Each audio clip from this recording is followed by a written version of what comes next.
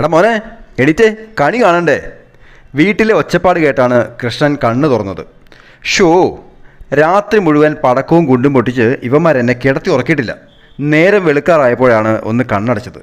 ഇനിയിപ്പോൾ എല്ലാവരും കണി കാണാൻ വരും. കാൽച്ചൂടിൽ കിടന്നുറങ്ങുന്ന വെള്ളരിക്കയുടെ തലക്കെട്ടൊന്ന് കൊടുത്തിട്ട് കൃഷ്ണൻ പറഞ്ഞു, എണീക്കടാ, കണി കാണാൻ നേരമായി, എല്ലാവരും ഒന്ന് ഉഷാറായിക്കേ. പച്ചക്കറികളും പഴങ്ങളും ഒക്കെ കണ്ണു തുറന്നു. കൊന്നപ്പൂവിൻ്റെ ഇടയിൽ നിന്നും കോട്ടുവായിട്ടോണ്ട് നാട്ടുമാങ്ങ പറഞ്ഞു, ഞങ്ങൾ എത്ര ഉഷാറായിട്ടെന്താ, എല്ലാവർക്കും നിന്നെ മതിയല്ലോ.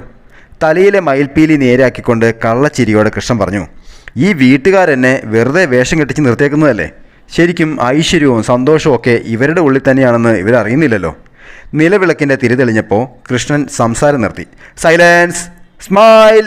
നിറപുഞ്ചിരിയോടെ കൃഷ്ണനും കൂട്ടാളികളും വീട്ടുകാർക്ക് നല്ലൊരു കണി കാണിച്ചു കൊടുത്തു. തൂക്കിയിട്ടിരുന്ന മാല ബൾബ് കൃഷ്ണൻ്റെ മേലാകെ ഒന്നുകൂടെ ചുറ്റിയിട്ട് വീട്ടുകാർ സെൽഫിക്ക് പോസ് ചെയ്തു.